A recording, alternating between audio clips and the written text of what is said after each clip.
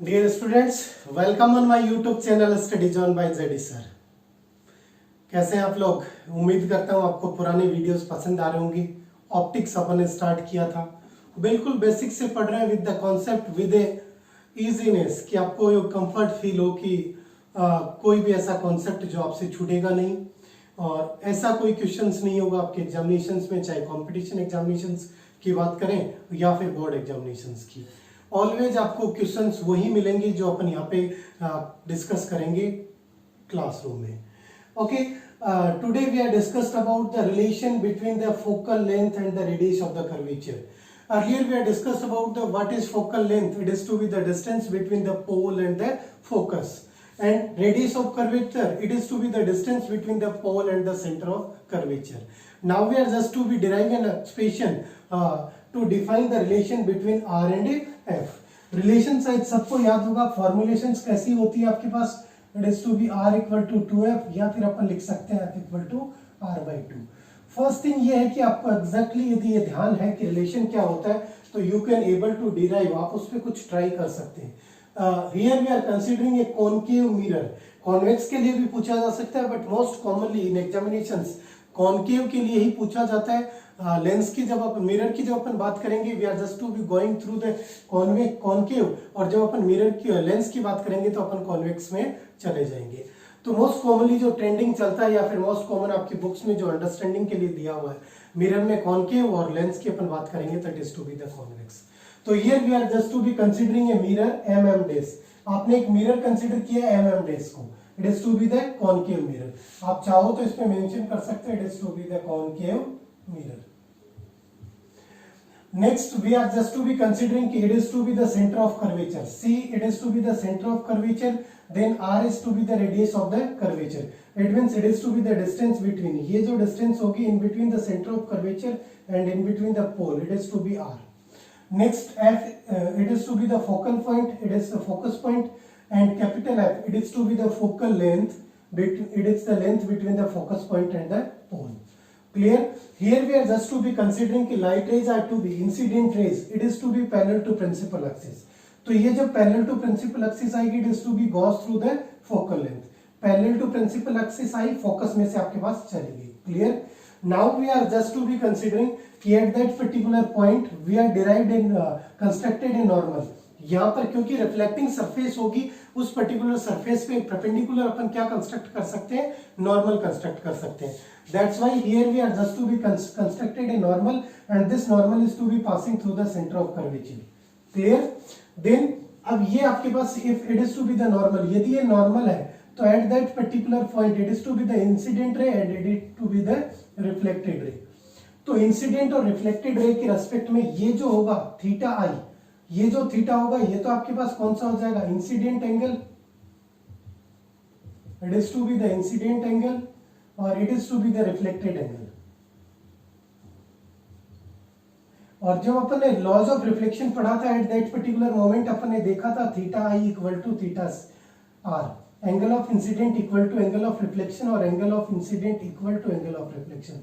Notation जो भी आप यूज करें, बस एक कॉमन नोटेशंस के साथ आपको सारे क्वेश्चंस को सॉल्व आउट करना है।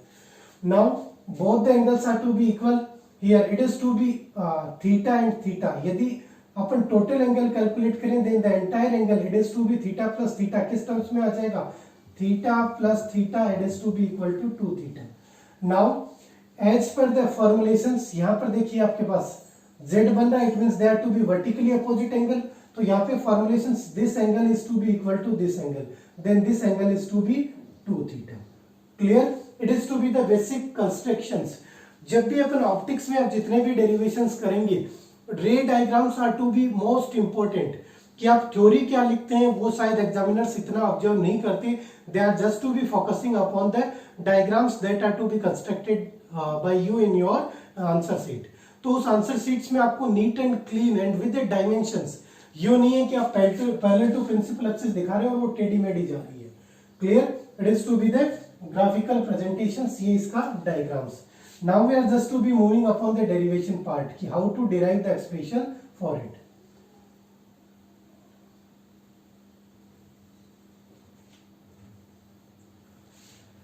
here we are just to be having the triangles formulations. कौन कौन सी ट्रायंगल फॉर्मुलेशंस आपके पास बन रही है? Now we are just to be considering the few triangles. First triangle अपन कौन सा कंसीडर करेंगे? It is to be the CMNN. It means here we are consider triangle CMNN. अपन इस वाले ट्रायंगल की बात करें CMNN. नाउ ये जो फॉर्मुलेशंस आपके पास बनेगी, this angle is to be equal to theta. That's why अब अपन इसमें क्या कैलकुलेट कर सकते हैं? अपन इसमें टेन थीटा कैलकुलेट करेंगे. देन द टेन थीटा किसके इक्वल होगा?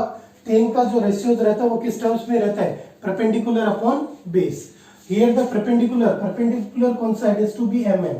Then it is to be the mn divide by base. It is to be cn. mn divide by cn. Now the values of the mn and cn, mn को mn की form में रख लेते हैं. It is to be mn upon cn किसके equal है? It is to be equal to the r. Now it is to be equal to tan theta. Equation number 1. Next we are just to be considering the triangle. It is to be f, m and n. Second triangle f, m and n. Now we are considering this smaller triangle f, m and n. Now again we are just to be calculating the tan. Angle कितना है? It is to be 2 theta. That's why here we are placed the tan 2 theta. Again the tan theta in terms of the perpendicular upon base. Here the perpendicular is to be same in terms of the mn upon base. It is to be in terms of the fn. Now the values, it is to be mn upon, it is to be equal to f. It is to be the tan 2 theta. Equation number 1 and 2. Now we are just to be considering few assumptions. अब अपन यहाँ पे कुछ assumptions की बात करेंगे. वो assumptions आपके पास कौन से होंगे? For small angle, small value of theta. Theta या एंगल की स्मॉल वैल्यूज के लिए अपन क्या अज्यूम कर सकते हैं कि our sine theta is to be equated by theta. Similarly our tan theta is to be equated by theta. That's why here from equation number 1 and 2 से अपन क्या लिख सकते हैं? From equation 1 and 2 we are just to be write down theta equal to mn upon r and 2 theta equal to mn upon f. They are to be defined in terms of the equation number 3 and 4. Now यहाँ पर theta, यहाँ पर 2 theta. Theta की value को अपन इससे 2 theta में place कर सकते हैं. That's why we are write down from equation number 3 and 4. Equation 3 and 4 से जब अपन वैल्यूज को पुट अप करेंगे, 2 into in place of the theta it is to be mn upon r equal to it is to be mn upon f. अब देखिए formulations किस तरीके से बनी है.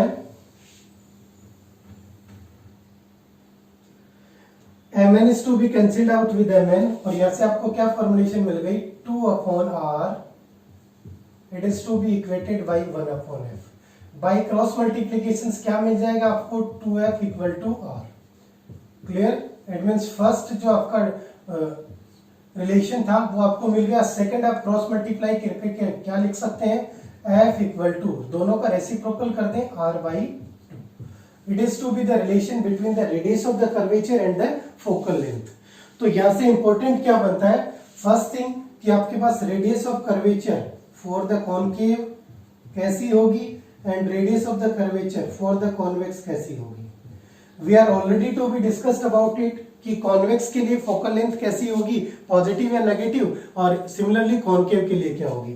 तो अपन ने कॉन्वेक्स की जब फॉर्मुलेशंस देखी थी तब अपन ने क्या फॉर्मुलेशंस देखा था कि फोकल लेंथ जो होती थी वो पॉजिटिव होती थी. That's why radius of the curvature is to be positive, here it is to be the negative. तो रेडियस ऑफ कर्वेचर कॉनकेव के लिए नेगेटिव एंड कॉन्वेक्स के लिए क्या होगी? पॉजिटिव होगी. It is to be similar to that particular formulations. And the most important thing, आप इस चीज को किस तरीके से रिलेट करेंगे? When we are discussing about the radius of curvature और the focal length for the plane mirror. यदि अपन यहाँ पे प्लेन मिरर की बात करें तो फॉर्मुलेशंस कैसी बनेगी? We know that for the plane mirror radius of the curvature it is to be the infinite. It means we are getting out formulations जो आपके पास एफ बनेगी वो भी कितनी बनेगी, r/2, it is to be the infinite by 2, it means focal length is also to be infinite. तो कई बार directly पूछ लिया जाता है कि आगे जब अपन कॉम्बिनेशंस ऑफ लेंसेज पढ़ेंगे वहां पर भी पूछ लिया जाएगा कि आपके पास जो प्लेन मिरर होगा उसकी फोकल लेंथ कितनी होती है, या फिर पूछ लेगा कि विच वन ऑफ, नीचे आपको ऑप्शन दे देगा which one has the highest focal length. तो highest focal length, maximum focal length, greatest focal length किसकी होगी, प्लेन मिरर के रेस्पेक्ट में डिफाइंस होगी। फिर इससे रिलेटेड कुछ क्वेश्चंस यदि आपको पूछे जाएं तो वो कुछ इस तरीके से पूछे जा सकते हैं। For a convex mirror, if focal length equal to 10 centimeter, then find radius of curvature।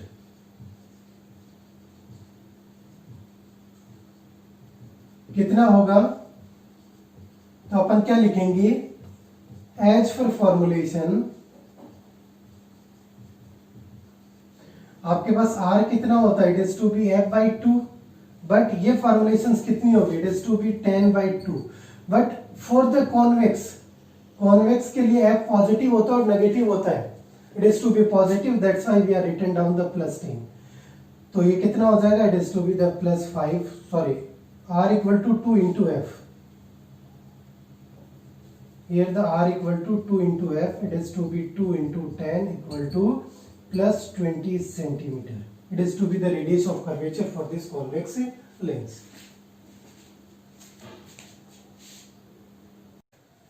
Guys, one important announcement for you. It is to be breaking news for you.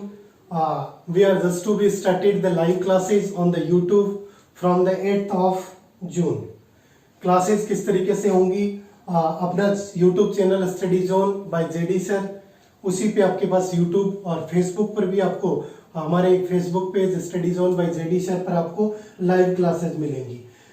For class 10th maths और science का physics part के लिए, for class 11th and 12th mathematics as well as physics, for the air force and the navy examinations और the ND examinations, वहां पर भी आपको mathematics and the physics की क्लासेस मिलेंगी। They are to be started from the 8th June, जो next Monday आपके पास आएगा, वहां से आपके पास ये क्लासेस मिल जाएंगी। तो ध्यान रखना, अपने इस चैनल्स को यूट्यूब को सब्सक्राइब करें, अपने और स्टूडेंट्स तक शेयर करें। Initially they are to be free of cost आप सब लोगों के लिए। If you are just to be wanted to 1-to-1 personal tuitions, then we are also to be available to provide the tuitions on the Zoom applications or the webinar। तो आप Zoom के through हमसे जुड़ सकते हैं, वहाँ पे हम आपको पर्सनल ट्यूशंस भी दे सकते हैं, और you are just to be online batches के साथ जुड़ना चाहते हैं तो आप यहाँ पे जुड़ सकते हैं। ये हमारा बिल्कुल नया, रिसेंटली नया बैच स्टार्ट हो रहा है। Earlier 2 batches are to be ऑनगोइंग्स।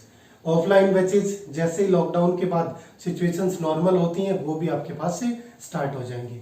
Thank you. Information को शेयर करें ज़्यादा से ज़्यादा अपने फ्रेंड्स को, ताकि उनको भी बेनिफिट